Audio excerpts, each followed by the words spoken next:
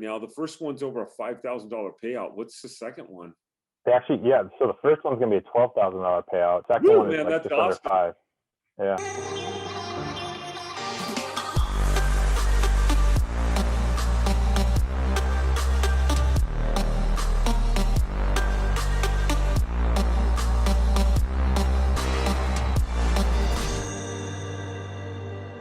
Hey everyone, I want to welcome you to this interview. I'm here with Nick. Nick, welcome. Thank you for being here. And can you just give us a little bit of a background on who you are? Yeah, my name is Nick Jones, and I started in real estate as kind of the whole, real estate investor. I want to conquer everything, get all the deals I can, and that was quite a few years ago. And then my full-time job kind of took over. But when I was in the real estate business and stuff like that, I did get a foreclosure, which we bought and fixed and flipped. And, we made a pretty good chunk of change from that. And then, that thing, we started a family, me and my wife. And so we kind of, family kind of got in the way. And so, full-time job kind of took over. Real estate kind of thing got pushed on the back burner, and then the whole family thing. So then I was kind of looking back, doing some research and seeing, trying to get maybe into real estate again. And I came across Spencer on YouTube and, seeing surplus funds, and I kind of thought about it, and I'm like, this really seems too good to be true. Like, can this actually, getting people money that they're owed, and is this the actual thing? And did some more research, and then that's how I kind of came to it, and talked with you and Spencer a little bit, and got into it, and then your guys' modules. I mean, you learn a lot from that. It's just once you just got to dive in and kind of go from module to module is kind of what I did until I got to learn to state funds. And then once I got to that, I kind of put those into effect and kind of held off on going farther down. And that's where I kind of came across my first deal. And I had already spoken with the gentleman, I think this is like the third or fourth time that I actually called in and talked to him. And, I called in and said, hey, I don't know if you remember, we spoke on the phone a little bit. I sent you over a contract. We would really, like to work with you. And he's like, yeah, I just don't know. And because in Wisconsin here, we're at 20%. And he'd gotten a letter from some of the bigger players, a couple of them. He's like, yeah, I just can't get around how much, it's going to be and how much I'm going to be losing on this. And I was like, we're really, a family-owned business, and we really want to help people, and I said I would do it for 10%, and he really liked that, and I just had a good conversation with him, and just like it was kind of funny because my daughter actually came up the stairs, and she was and I'm like, oh, I'm on the phone, and he's like, no, it's okay, kind of thing. And I think, it just kind of shows that, the family owned, you're doing it and, trying to help out other families kind of. So we were able to work on that one. The only thing that kind of gets in the way is that this was over a $50,000 claim. So we started to send it over to the Department of Revenue.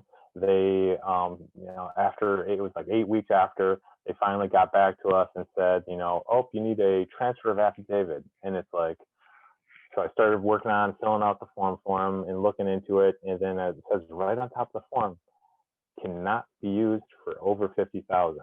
And so I was like, calling up the Department of Revenue, asking a couple people, saying, whoa, what can I do? How do we go about this? And then they finally got back to me and said, now you need a DOM letter. And I was like, a domiciliary letter. And I was like, it's, how do I go about that?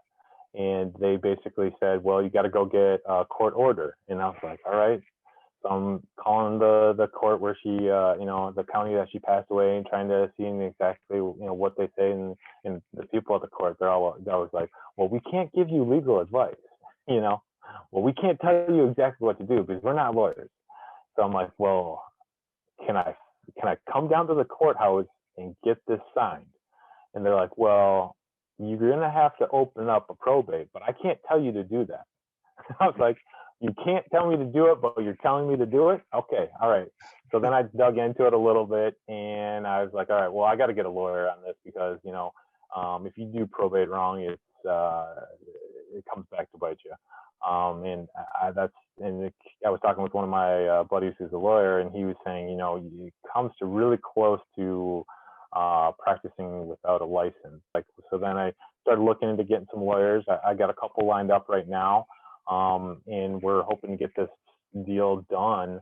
I have 2 of those now that we're hoping to get these done in the next couple of weeks. So, I love the fact, because I've been on the phone with people, and I've had my 3-year-old run up, and he's like, Dad, and I'm like, I'm so sorry. And people, I mean, it's amazing, because I've got people tell me like, hey, I'm a full-time mother, and I'm a single mother. I'm a dad that works full-time or something. It's like, I've had my kids run in and totally interrupt me on the phone, or even getting little like fights or scuffs. So I've got a 3 and a 4-year-old, and it's just, people love that. People are like, oh, it's so cool, you've got kids and you're doing this, and that kind of brings like I guess it makes us more a little authentic, because it's and you have to have kids showing that you've got a family too, and that you're doing, working a business, and it's all like, it just goes to show you're not some person from across the globe in a little call center just making these calls kind of thing. And I like to say, like, I'm from Wisconsin.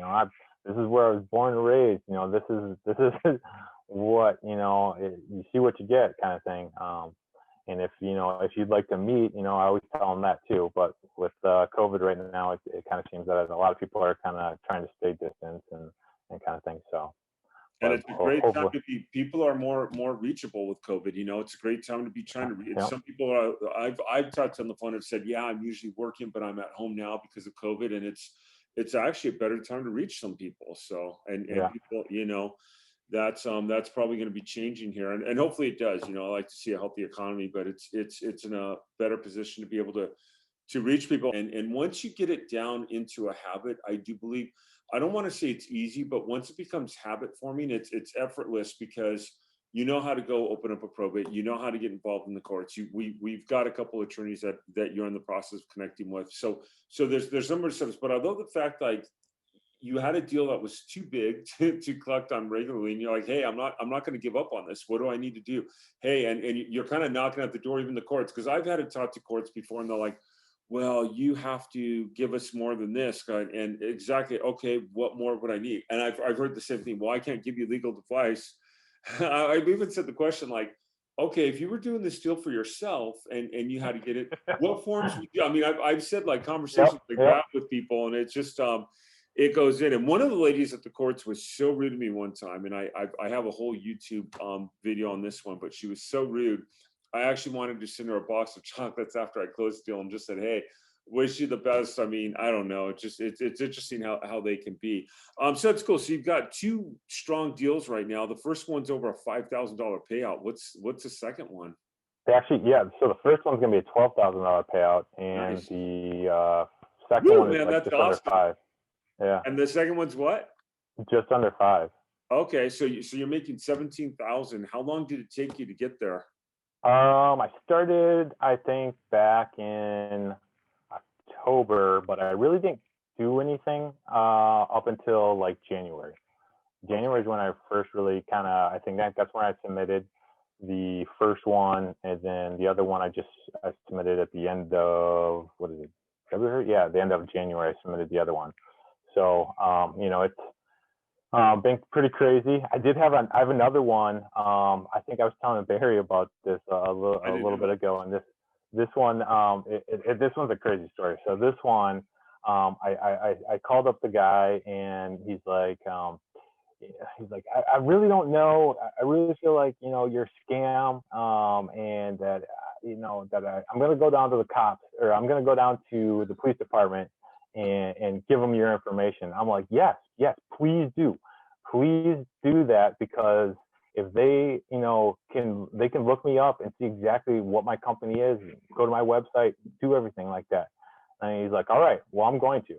I'm like, all right, I'll follow up with you in a couple of days then. And then the time went on, and I called him back up, and he calls me back and says, yeah, I spoke with the police department, you're a scam. And I'm like, what? And then he hung up on me, and I'm like, oh no. So I'm like, all right. So I call up the police department, because I knew where he was from. So I knew what police department he was going to. And I called him up and I said, I just had a client call me and say that I'm a scam, and that you guys told him I'm a scam. And I'm like, you realize that you're taking $50,000 away from this guy because you just said that he's a scam and he's not going to move forward with this on now anymore. And that caught her really, like, this was like the person, and she was like, she's like, I think she was thinking, like, are we into a lawsuit or kind of thing? And so she's like, let me get the officer who spoke with him, and I'll have him give you a call back. And I'm like, all right, well, what's the time frame on this? Because I don't want to be sitting here for, a week when, this stuff needs to, the stuff needs to happen, and we got to file these claims. We're going to be sitting another 6-8 weeks before we can do this, before we even get, the funds back. And so then she says, all right, I'll call you back today. So he calls me back, the officer, and I said, all right, got all his information down. I was like, what you spoke with, whatever, we'll just say Mark. And he's like, yep, I spoke with him. He came in, asked us about us. And I was like, and you told him that I'm a scam, even though I never received a call, never received an email. He had all my contact information that you could call me and ask me, to try and figure this out. And he's like, no, we're the police department. We don't need to do that. We think you're a scam. Then we tell him that, it's a possible scam. I'm like, you realize by telling him that he says that now I'm a scam, and now that he will no longer be getting the funds that are rightfully his, because you told him that. He's like, all right, well, and then I went into it, explained exactly what surplus funds are, told him exactly who we work with, went on to my website, and he's like, all right, well, it looks like you're definitely legitimate. And I'm like, can you call him back, please, and tell him this, and explain that we talked and that you did a little bit more research and everything like that. And he's like, yes, I will do that for you. And I'm like, all right, thank you, finally I'm gonna get a win. And so because this was like right before the other two had signed, and I submitted the paperwork. And then I called him back, and then the next day I called him back and said, hey, I just spoke with the yesterday I spoke with the police department. I hope they called you back. And he's like, yeah, I spoke with them. All right, I'm gonna go get it signed. That's awesome, man. That is a crazy, crazy story, dude. That is awesome. It's not done. So he's like, I'm gonna go to the bank. So then he goes to the bank to get it notarized, and the bank won't notarize it from. She says that the police department the police officer who I had call him back was a fake, and that I am a scam. So then I had to do the same thing over with the bank. And now I'm on the process of finally getting that one signed. And it just goes to show you cannot, you got to keep on being persistent, because if you give up on the first sign of something happening, it's going to be very hard to be successful in any business. So, I've probably flipped over 50 properties in my career before I got into surplus funds, and I still do flips, but with every single flip, there's a story with it. And with every single surplus fund deal, I don't care how small, how big it is, there's always some sort of story. You couldn't find, like the other day, I couldn't get a hold of a woman, and I'm trying several people. And this was on one of my Monday live calls. And I finally call, and the woman's like, and why should I give her the info? And she's like drilling me. And then I just said, and the lady said, well, let me look at what you have. I said, okay, are you going to give it to the person I'm looking for? And the lady said, I am she. And it was just incredible, because I actually had never had, I called people that have been with people or something, but I've never had someone answer the phone and drill me pretending to be an aunt when it's actually the woman at her aunt's house, which, just every story, every deal has this crazy story with it. And dude, that probably, like, like we need to print that out and put that on a like Hall of Fame or something. I mean, dude, that's awesome. That's Yeah. incredible. Yeah, I had to work. Yeah, that one definitely is. I just kind of make sure it goes through, because right now I'm still in the process of getting the final paperwork, and he sent me a signed one, but it wasn't notarized. So now I'm in the process of getting that, and so hopefully we can get that finalized here in the next couple of weeks, and then kind of go from there. How much are you going to be making on that one? That one is another like $5,000, but that one's over the 50,000 too, and that was before I had gotten into everything with probate. So that one could throw it another whole loop, because he's an older gentleman, and I don't know if he's gonna like going through a lawyer and everything like that. So we'll see. I mean, at least it's a good story, I guess, and it's a great learning experience. So at least I got that out of it. So I know you've had these, and we're in the middle of February. So let's say we're just past February 15th. So let's say in 6 weeks, you get all these deals closed in January. You're at least probably a little bit over, but you're at least 22,000.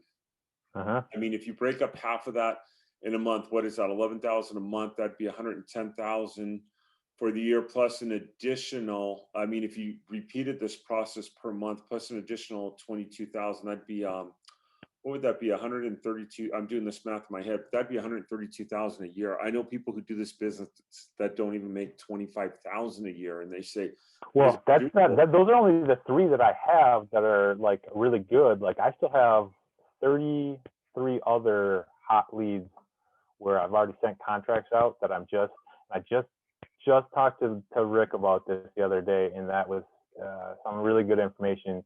And so I remember us talking, and you said, talk to Rick on how he closes the deals. He doesn't let the people see the contracts until he wants to go over them, because he just wants to make sure that everyone knows, because it's so much information in those contracts that, you want to explain everything, so they're not, thinking it and then looking it over and saying, this doesn't make sense. This just doesn't make sense. And that's why I was like, all right, yeah, that totally makes sense. Because some of these ones, I think might still be able to close them, but some of them, I might see if I can, partner with someone else, and give them the information and be like, hey, let's partner up on this one, and because I know they're there, they just got to be, just got to take that little bit more, and I don't think they're gonna, they might not want to talk to me anymore. So, but well, I mean, either that, or I'll just keep on calling them week after week. And that's the way to do it. And that's what you want to keep on doing. You want to keep on, you want to stay on top of it. Yeah. On last Wednesday's coaching call, I had Rick go over some ways, because I love Rick's method, like, are you sure you're ready? Because I think it's people get, and this is just a speculation I've made, a little more in the speculation, because I've seen it, but you call someone, you have all their information, you give them all the details, you give the script, it's very convincing. They want to believe it. But what's a scam? I mean, what's a scam? Why? It sounds too good to be true. It is. That's what everyone's told, and that's what everyone thinks. And the problem is that sometimes these are just like, I mean, I even had it with my own family. My own family, my parents and even my sister were like, I'll believe it when I see it, kind of thing. Like, okay, you go do that, but make sure that you still are employed. Yeah, absolutely, man.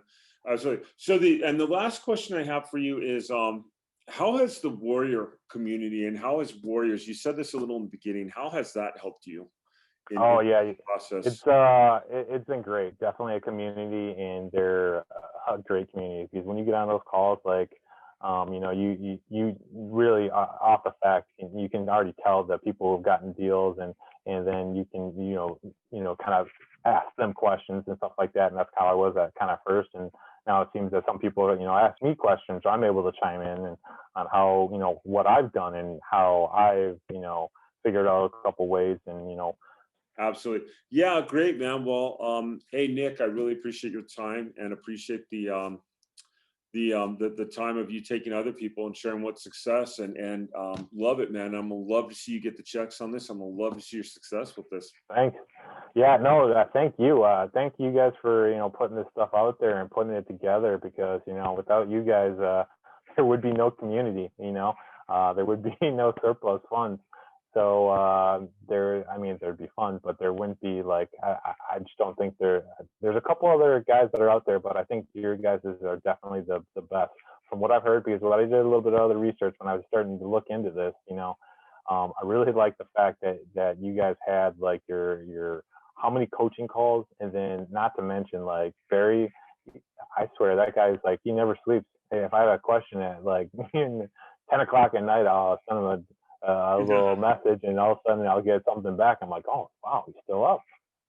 Yeah, So, no, but that's yeah, Gary's great, man. yeah, and a lot of people say, I've heard this a lot is, I can't do it because I have a full-time job. I'm like, well, that's what I do.